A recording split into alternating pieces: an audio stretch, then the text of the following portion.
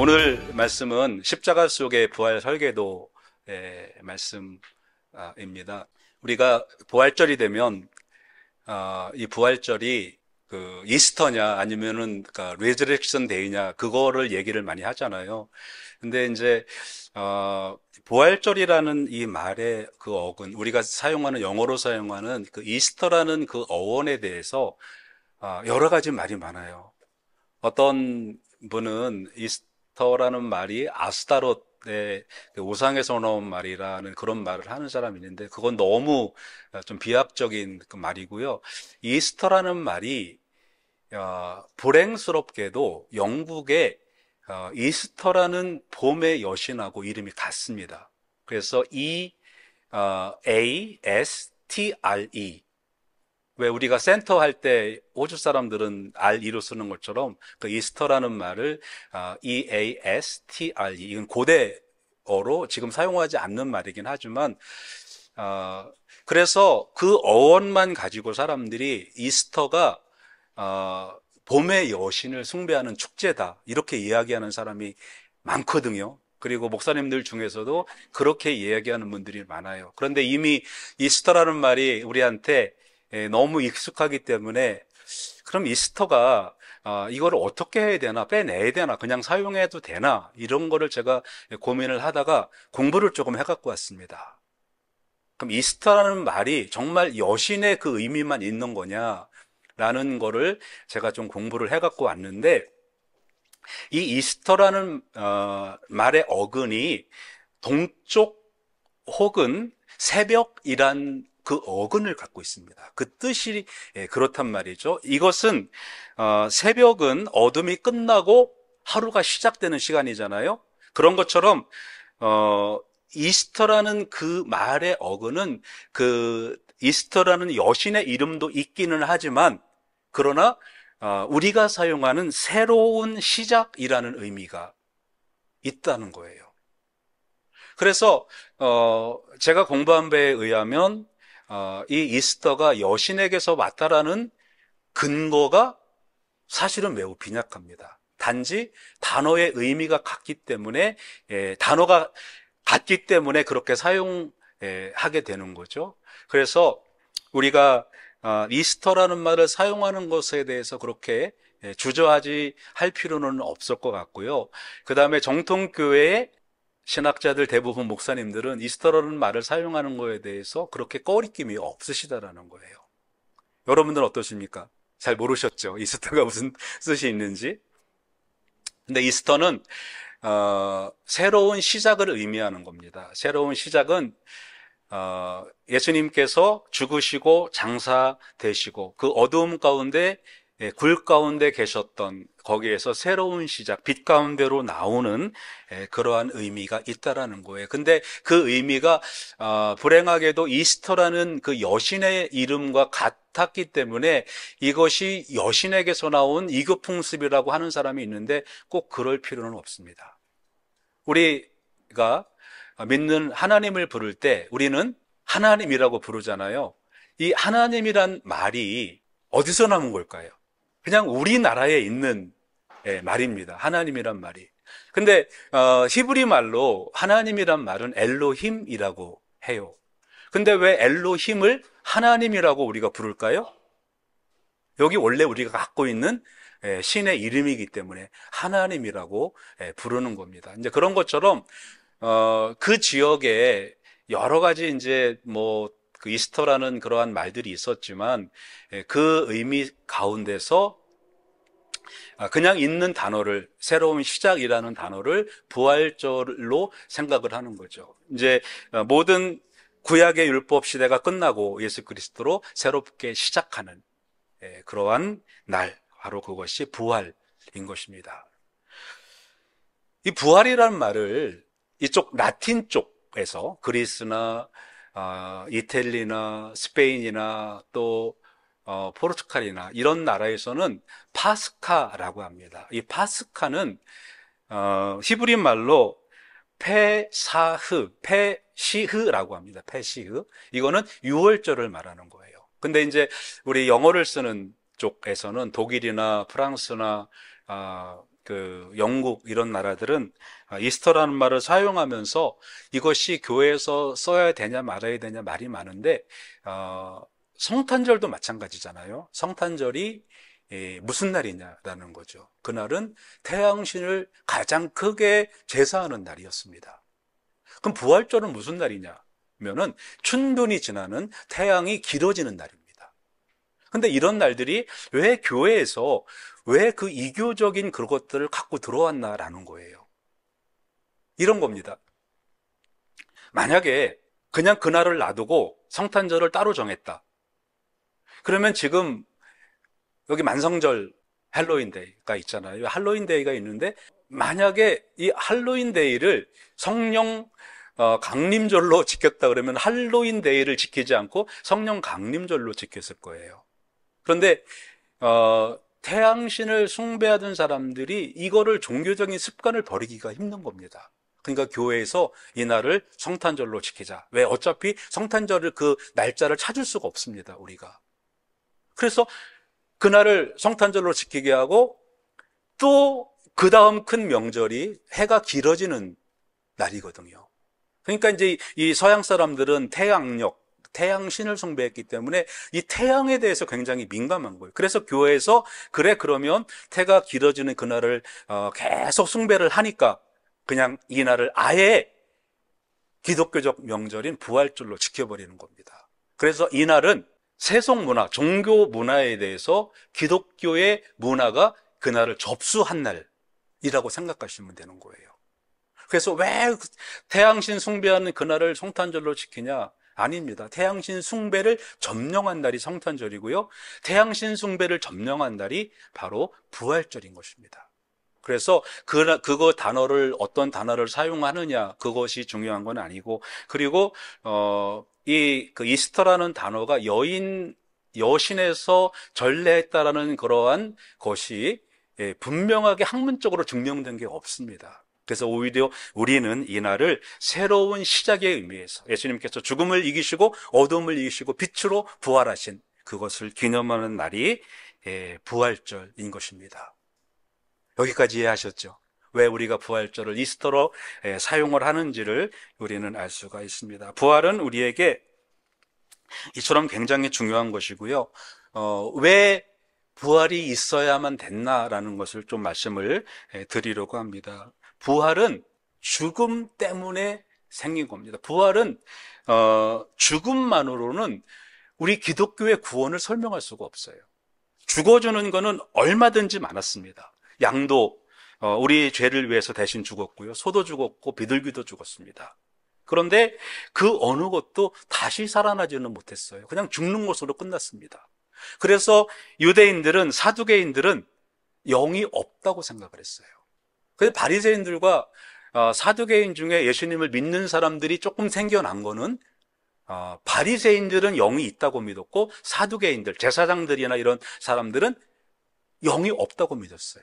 그래서 사도 바울이나 아리마대 요셉이나 또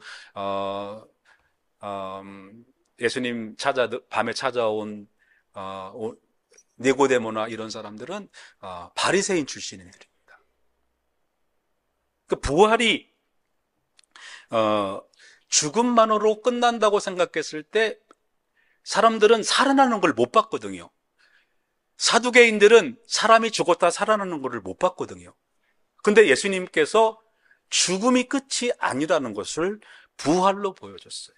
그래서 바리새인들 가운데 그것에 반응하는 사람들이 나타났는데 그 중에 대표가 사도 바울이었던 겁니다. 믿어지는 거예요. 왜? 예수님이 죽었다가 사셨기 때문에. 여러분들 중에 부활이 도저히 안 믿어진다라는 분들 계신가요? 이렇게 생각해 보세요. 뉴욕이 있다고 믿어지십니까? 뉴욕이 없다고 믿어지십니까? 있다고 믿어지죠. 어떻게 뉴욕이 있다고 믿어지시나요? 지금 얘기하셨는데. 있으니까. 가본 사람도 있고 산 사람도 있고, 혹시 가본 사람이 짜고 갔다 왔다고 얘기했다고 하면 어떡하실 거예요? 안 가봐도 알 수 있는 거는 너무나 많은 증거들이 있잖아요. 여기 살다 오신 분도 계시고, 저희 아내 동생은 뉴욕에 지금 살고 있고, 그 전화하면은 뉴욕이라고 얘기하는데, 저희 처남이, 거짓말로, LA 사는데, 뉴욕이라고 거짓말할 리가 없잖아요. 살는데, 그죠? 부활이 안 믿어지는 분은 왜 제자들이 그렇게 부활을 전하기 위해서 노력을 했나 생각을 하셔야 됩니다. 그들이 증거예요. 고린도전서 15장에 보면 예수님을 부활을 체험한 사람들이 514명이 나옵니다. 그런데 사도 바울께서 고린도 전서를 쓸 때 그 중에 대다수가 살아있다 그랬어요. 우리가 2명만, 3명만 뉴욕이 있다 해도 믿습니다. 그런데 한국에 전설 속의 섬이 있잖아요. 홍길동이 가서 세운 나라. 그런 데는 아무리 있다가 해도 증거가 없잖아요. 가서 볼 수가 없잖아요. 근데 뉴욕은 우리가 얼마든지 증인이 있고 내가 안 가봤어도 여러 증거들이 있기 때문에 우리가 부활을 체험 안 했어도 많은 증인들이 있기 때문에 우리는 이 부활을 믿을 수가 있는 것입니다. 그리고 부활의 두 번째 중요한 이유는 사람은 안 된다는 겁니다. 한국 교회에 보면, 한국 나라나 세계에 보면은 이단들이 참 많이 있습니다. 안 죽는다는 사람이 생겨나기 시작했어요. 박태선, 문선명, 조이성 이런 분들이 자기가 전파하는 종교를 믿으면 안 죽는다 그랬어요. 근데 어떻게 됐습니까? 그분들이 다 죽었습니다. 그렇죠? 왜 죽었을까요? 그 사람들은? 왜 죽어야 되니까? 사람이기 때문에 죽습니다. 신은 죽습니까? 안 죽습니까? 신은 죽으면 신이 아닙니다. 그리스 신화에 보면 신들이 죽습니다. 그죠? 네. 그리고 그러니까 이 동양에 보면은 손오공이나 이런 거를 보면은 신도 죽어요. 근데 신이 죽어가지고, 윤회를 하죠. 신들도. 근데, 신은 죽으면 신이 아닙니다. 왜? 신은 신이기 때문에 죽으면 안 된다는 거예요. 그래서 예수님께서 부활하신 것은 신이신 것을 증명을 한 겁니다. 죽으신 것은 사람인 것을 증명한 거고요. 사신 거는 신인 것을 증명한 것입니다. 바로 예수님은 신이시지만 하나님과 함께 계셨지만 이 땅에 오셨다라는 거예요. 사람으로 죽으시고 신으로 부활하셨다. 라는 것입니다. 석가모니, 공자, 마호멧 이런 많은 사람들이 많은 종교를 전파하고 만들어서 했어요. 그러나 그들 모두가 그 어느 누구도 다시 살아나지는 못했다는 것입니다. 그래서 그들은 모두가 무덤을 자랑합니다. 근데 우리 기독교는 무덤을 자랑하는 것이 아니고 오늘 여기 그림에 나와 있는 것처럼 빈 무덤을 자랑을 하는 것입니다. 인도에서 어떤 선교사님이 길을 가는데 아주 어마어마한 행렬이 지나가는 거예요. 그래서 무슨 행렬인가 하고 봤더니 석가모니의 진신사리, 그 몸에서 진짜 나온 사리를 발견했다는 겁니다. 그래서 선교사님이 가슴을 쓸어내리면서 우리 예수님의 진신사리가 발견되면 우리 기독교는 끝인데 저 종교는 무슨 종교인데 저렇게 죽은 사람 사리가 나왔다고 좋아하나? 우리 예수님은 죽음으로 끝나신 분이 아니고 부활로 예수님의 신성을 증명해 주셨습니다. 그리고 부활의 의미는 제자들의 삶의 변화였던 거예요. 12제자, 그 다음에 많은 예수님의 동생들과 많은 제자들, 500여 형제들, 그런 사람들이 예수님을 믿고 변화된 그러한 것이 바로 이 부활이라는 것입니다. 저한테는 동생이 둘이 있습니다. 제 동생에게 한국에 가서 제가 동생을 둘을 모아놓고 야, 내가 생각해보니까 내가 메시아야. 이렇게 하면은 제 동생 서울에서 목회하는 동생이 바로 전화를 꺼나겠죠. 그래가지고 119에 전화해서 여기 정신병자가 있으니까 데려가 달라고. 근데 제가 만약에 메시아라면 메시아인 거를 증명을 해야 되잖아요. 그죠? 증명을 못하면 정신병자고 증명을 하면 메시아인 거예요. 근데 저는 증명을 할 수가 있을까요? 못할까요? 할 수가 없습니다. 근데 예수님은 자기가 메시아인 것을 증명을 하셨다라는 거예요. 공간을 이동하시고, 예, 손을 만졌는데 못자국이 있어요. 근데 그 예수님이 문도 안 열었는데 어디로 가버리셨어요. 제자들이 둘이 걸어가고 있는데 거기 계시다가 또 어느 순간에 예루살렘에 와 계시는 거예요. 그러니까 예수님의 두 동생이 야고보와 유다가 성경을 기록할 만큼 그러한 예수님의 제자가 되고 사도가 됐던 겁니다. 돈 되는 일이었다면 저랑 동생이랑 꾸며가지고, 야, 내가 메시아라고 할 테니까 너네들이 좀 동조를 해서, 내가 어렸을 때부터 보니까 형은 날라다니고 막 그랬었다고 그렇게 해라. 그러면 동생들이 하겠죠. 근데 만약에 이제 그렇게 해서 나라에서 사기친다고 경찰 데려다 잡아간다면 동생들이 형이 거짓말해서 거짓말 시켜서 한 겁니다 라고 얘기를 하겠죠. 그죠? 그 형이 거짓말한 거를 대신해서 감옥 생활하고 죽을 사람은 아무도 없다라는 겁니다. 그러니까 제자들이, 예수님의 동생들이 예수님을 믿고 예수님을 위해서 순교했다라는 것은, 그것은 예수님의 부활이 사실이었다라는 것을 증명을 해주는 겁니다. 그래서 예수님의 동생이 야고보가 예루살렘 교회 대표가 되죠. 사도 바울이 선교 여행을 마치고 예루살렘에 들어갈 때 야고보를 만납니다. 그분이 바로 예수님의 동생이셨어요. 바로 예수님의 동생들이, 예수님의 제자들이 예수님의 부활을 증명을 해 주었던 것입니다. 성경의 완성의 의미도 있죠. 시편 16편 10절에 보면 이는 주께서 내 영혼을 소울에 버리지 아니하시며 주의 거룩한 자를 멸망시키지 않을 것임이니라. 이사야 53장, 우리 금요일에 다 읽었던 말씀이죠. 그곳에 보면 예수님이 어떻게 오시고 예수님께서 어떻게 우리를 구원하실 것을 다 말씀을 하고 있습니다. 그리고 이거는 과학적인 것도요, 굉장히 중요합니다. 부활이라는 거는 영적인 깨달음이 아닙니다. 그냥 요즘에 말하기 좋아하는 사람들은 제자들이 예수님을 너무 사랑하다 보니까 부활한 것처럼 깨달았다라고 하시는 것이 있는데 아닙니다. 그렇게 하면 예수님은 시공을 초월할 수가 없으세요. 예수님은 그것을 충분히 보여주었던 것입니다. 그래서 예수님의 부활은 교회 존재의 근거가 되었습니다. 어느 누구도 우리가 무슨 이익이 있다고 없는 뉴욕을 있다고 하겠습니까? 그렇죠? 어느 누구도 아무 이익이 없는데 예수님이 죽은 자 가운데서 부활하셨다라고 얘기할 필요가 없는 거예요. 그런데 이 사건은 실제로 역사 가운데 일어난 사건이기 때문에 제자들이 이를 위해서 순교를 당할 수가 있었던 것입니다. 그래서 오늘 이와 같은 부활에 관한 말씀을 우리가 생각을 하려고 하는데요. 부활의 첫 과정이 있습니다. 부활의 첫 과정은 죽음입니다.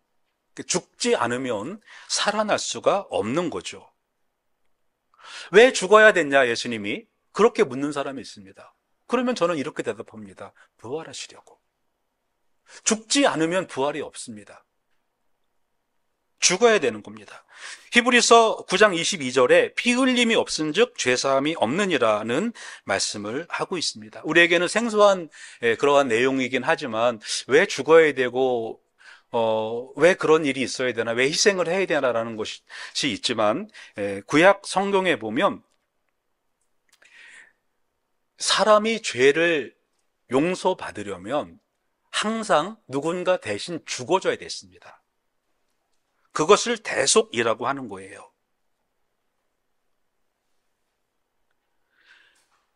이단들은 정말 터무니없이 이런 이상한 교리를 만들어서 전하는데 아닙니다. 구원이라는 것은 예수님의 희생이 없이는 이루어질 수가 없는 것입니다. 아무리 신천지가, 아무리 요즘에 핫한 무슨 교회들이, 그 다음에 요즘에 통일교에서 문선명 씨의 부인인 한 학자 씨가 독생녀로 등극을 하셨어요. 네, 독생녀. 독생자 예수님이 아닌 독생녀 한학자로. 예. 그런데 거기 많은 재산들이 있잖아. 회사가 있고.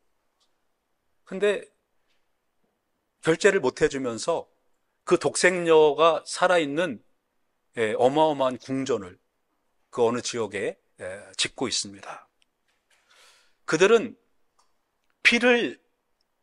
양들을 위해 피를 흘린, 성도를 위해 피를 흘리는 그러한 예수님이 아니시고 양들의 피를 빨아먹는 그런 존재인 것이죠. 피 흘림이 없이는 죄사함이 없다라는 거죠. 고린도전서 6장 19절에 너희 몸은 너희가 하나님께로부터 받은 바 너희 가운데 계신 성령의 전인 줄을 알지 못하느냐. 너희는 너희 자신의 것이 아니라 값으로 산 것이 되었으니 그런즉 너희 몸으로 하나님께 영광을 돌리라.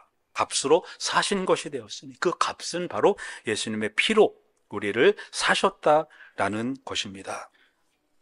그래서 우리는 예수님께서 피로 사신 그러한 존재가 되었습니다. 바로 그것은 예수님의 죽음을 통해서만 이루어진 것입니다. 그래서 우리도 부활하려면 우리는 먼저 죽음이 필요한 것이죠. 물론 예수님이 재림 때는 우리가 죽지 않고 예수님을 만나긴 하겠지만 그러나 우리가 자연적 생명을 갖고 있을 때는 우리는 죽어야 된다는 것입니다. 우리 몸이 죽는 것도 죽는 거겠지만 우리의 삶도 죽어야 됩니다. 나의 옛자를 죽이고 그 다음에 나의 중심성, 이것이 하나님의 중심으로 바뀌어야 되고 더 나아가서는 우리가 가치관도 좀 바뀌어야 됩니다. 다 죽여버려야 돼요. 예수님을 정말 믿기 위해서는, 우리가 부활을 체험하기 위해서는 이러한 죽음이 필요하다는 것입니다.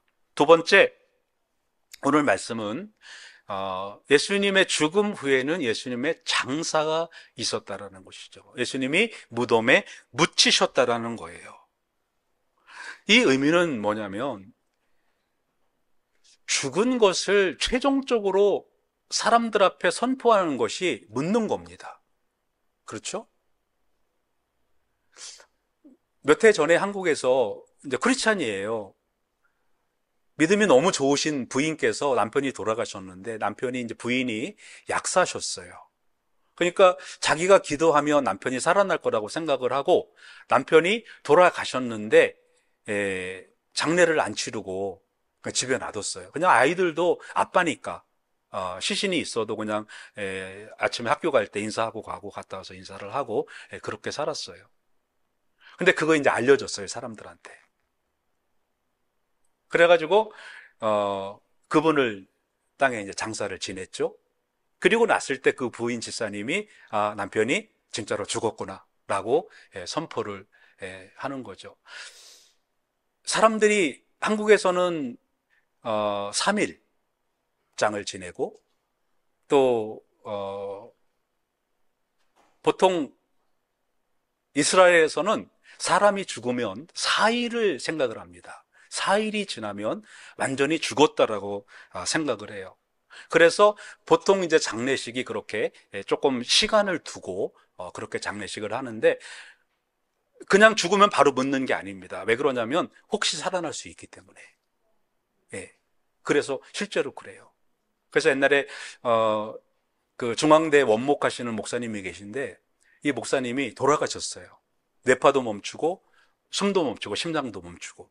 그래가지고 그 냉동실에다가 넣으려고 갔는데 냉동실이 꽉 찬 거예요. 그래가지고 그냥 옆에다가 놓고 내일 아침에 장례 치르면 넣으려고 했는데 아침에 가보니까 그분이 살아 움직이시는 거예요. 만약에 냉동고에 넣었으면 어떻게 될 뻔했어요? 얼어 돌아가신 거죠. 그래서 그분이 살려주신 하나님의 은혜를 생각해서 좋은 직장 다니고 있던 분인데 다 그만두고 살아났으니까 그만두고 신학교에 들어가서 목사 안수를 받고 그 중앙대 병원에 원목으로 가셔서 아마 지금은 돌아가셨을 것 같아요. 벌써 한 30년 전의 이야기니까. 사람은 장례를 치러야만, 이게 장례식이 아니고 땅에 묻어야만 이제 죽는 것이 선포가 되는 겁니다.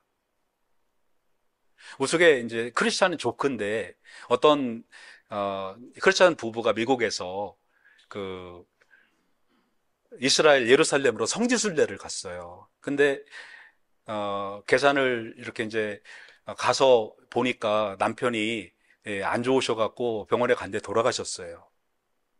그래서 장례를 치러야 되는데 미국으로 남편을 모시고 가면 돈도 많이 들고 또 그래서 돈도 생각하고 그래가지고 예루살렘에 그냥 묻어야 되겠다 그래가지고 장례를 치러야 되겠다 하고 장례를 치르는데 그 장의사에서 하시는 말씀이 근데 여기는 예수님이 부활하시는 성스러운 땅이라 그 남편을 여기다 묻으면 혹시 부활할 수 있는데 괜찮으신가요? 라고 물어보니까 부인이 심각하게 생각을 하시더라는 거예요.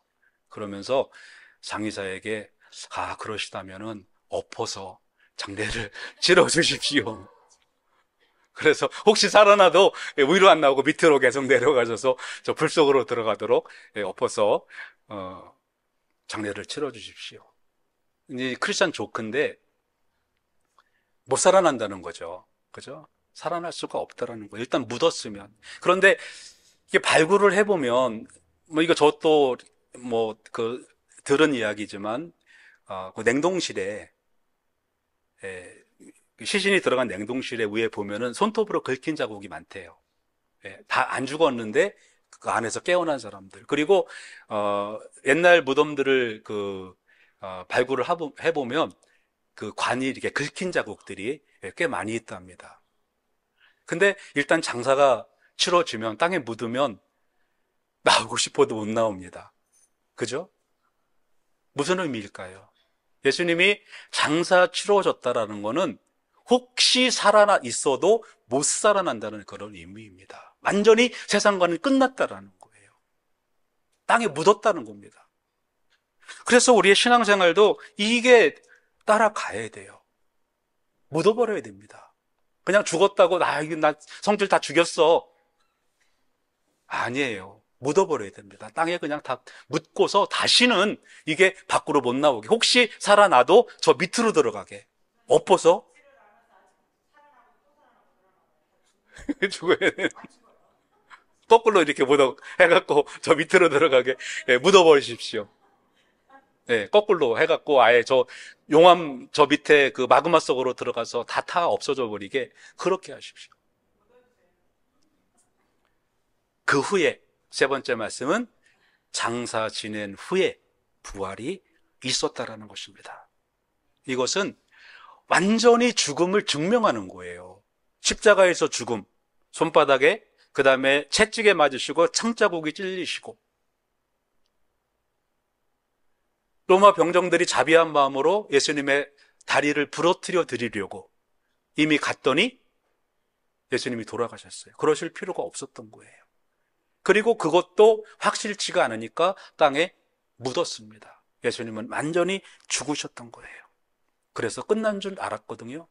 근데 그게 끝이 아니었다라는 것입니다. 부활의 아침에 여인 셋이 무덤에 찾아갔습니다. 찾아간 이유가 예수님이 부활하셨나? 찾아간 게 아니고 너무 안식일 전에 급하게 장례를 치르다 보니까 장례를 제대로 못 치러드렸어요. 그래서 장례를 제대로 치러드리려고 여인들이 갔던 거예요. 갔더니 무덤 안에서 천사가 내가 왜 산 사람을 죽은 자 가운데서 찾느냐. 그래가지고 놀라서 예수님의 제자들에게 갔잖아요. 믿어지지가 않는 거죠. 그러나 그러한 완전한 장사 후에 일어난 그 부활은 더 이상 제자들을 의심하게 만들 수가 없었던 것입니다. 그래서 그들이 예수님의 제자들로 사도들로 거듭나서 그래서 이 복음 사역에 뛰어든 이유가 바로 예수님의 그 완전한 죽음에서 살아나셨기 때문에 그렇습니다. 그 많은 사람들이 수도 없는 그러한 순교자들이 예수님을 위하여 하나님 나라를 위하여 순교했다라는 것은 바로 이것 말고는 따로 설명할 수가 없는 것입니다. 에벤 알렉산더라는 신경외과 의사 선생님이 있어요. 이분은 어, 그 무신론자에서 유신론자로 그 전향한 사람인데 안타깝게도 예수님은 믿지는 않았습니다. 이 에벤 알렉산더라는 분이 신경외과 의사로서 의사로 사시다가 어, 그 대장균성 뇌소막염에 걸렸습니다. 뇌수막염, 호주에도 뇌수막염, 그 메닌자이 코클인가요? 그런 거 있잖아요. 그죠? 그 메닌자이티스가 걸렸습니다. 그래서, 의사들이니까, 이제 친구들도 다 유명한 의사들이고, 신경외과 의사들이고 하니까, 뇌 부종이 생겨가지고, 뇌가 막 부으면서 뇌 기능을 안 하게 되고, 거의 이제 혼수 상태, 7일 동안 혼수 상태에 빠져 들어갑니다. 이게 친구분들이, 의사 선생님들이 그의 뇌를 MRI를 이제 촬영을 하기 시작했는데, 의료진들이 MRI를 한 결과, 네오코텍스라는 신피질이 전혀 활동하지 않는 것을 발견을 합니다. 이 신피질이 활동을 하지 않는다는 거는, 뭐냐면, 우리가 잠을 자고 혼수 상태에 있어도 꿈을 꾸죠. 그리고 많은 사람들이 혼수 상태에서 그런 그 임사 체험을 참 많이 합니다. 그리고 한국의 그 유명한 서울대 교수님도 그분이 크리스찬은 아닌데 영혼을 믿는 사람이에요. 그래서 기독교의 복음을 전파하는 게 아니고 영혼이 있다라는 거. 그래서 착하게 살으라는 그런 전파를 하는 사람들이 한국에 굉장히 많습니다. 근데 그분들이 기독교인들은 아니에요. 근데 여기 그 에반 알렉산더 이분도, 그러니까 신피질이 활동을 안 하면 우리는 꿈도 꿀고 쓸 수가 없고 아무런 의식이 없습니다. 우리가 잠을 자도 신피질이 활동을 하기 때문에 꿈을 꾸는 거거든요. 근데 그게 멈추면 의식이 없어지는 거예요. 아무런 그 활동을 하지 않기 때문에 우리는 아무런 의식을 가질 수가 없어요. 근데 신피질이 안 움직이고 내부종으로 다 기능이 끝나서 식물인간 혹은 죽음으로 판정이 됐는데 이분이 7일 만에 깨어난 거예요. 그래가지고 깨어나서 이상한 소리를 하는 거죠. 근데 친구분들이 다 의사고 본인 스스로가 신경외과 의사니까 그랬더니 네가 이상한 거 봤다. 너는 그게 정상적인 게 아니다. 그런데 이제 자기가 그 차트를 봤을 거 아니에요. 자기가 어떤 병이었었는지. 그러니까 자기가 신경외과 의사니까 신피질이 활동을 안 했었다는 건 알 거 아니에요. 그래서 이분이 그거를 보고 영의 세계는 있는 거구나. 그러니까 친구들이 안 믿으니까 그럼 내가 한번 증명을 해줘 보겠다고. 그래가지고 자기가 갔다 온 이야기를 했는데 자기는 전혀 몰랐던 자기 누나가 하나 있었는데 입양 간 사실을 그거를 알게 된 거예요. 그래가지고 그런 이제 알렉산더 이분이 의사 선생님이 이야기들을 쭉 해가지고 그거를 사람들이 가서 찾아보니까 그분이 한 이야기 그대로 다 맞는 거예요. 그래서 지금 아마 2012년도 사건이니까 아마 지금도 그분 살아계실 거예요. 지금도 미국에서 한번 여러분 검색해 보세요. 무슨 활동을 하시나. 여러분 영혼은 있습니다. 라는 활동을 하고 다니는 것입니다. 그런데 이런 영적 세계가 있다라는 것은 이번 그 에반 알렉산더 이분이 찾아낸 게 아니고 우리 예수님이 다 알려주신 거예요. 이미. 그렇죠? 죽음에서 살아났습니다. 이거는 영의 세계가 있다라는 겁니다. 죽음으로 끝났다면 그것은 영의 세계가 없다라는 거죠. 있어도 증명이 안 되는 거잖아요. 그러나 예수님은 그거를 증명해 주셨습니다. 그래서 우리는 현재적으로 이 과거적 사실, 예수님께서 영의 세계가 있다라는 것을 증명해 줬기 때문에 우리는 현재적으로 이 능력으로 이 부활을 믿고 살아가야 됩니다. 세상은 이 영적 전쟁터예요. 네, 사탄은 우리가 예수님 믿지 못하도록 그렇게 계속 우리를 방해하고 있습니다. 부활을 우리가 생각할 때 우리는 이 영적 전쟁에서 승리할 수가 있는 것입니다. 그리고 미래에 대한 보증입니다. 예수님이 살아나셨죠? 우리도 살아나게 됩니다. 감사하게도 예수님이 우리가 죽기 전에 오신다면 우리는 죽음을 맛보지 않고 올라가겠지만, 그런데 저나 여러분이나 그럴 가능성이 많지 않고 하더라도 우리는 미래에 대한 소망이 있기 때문에 새로운 창조물, 피조물이 된다는 그러한 확신이 있잖아요. 어르신들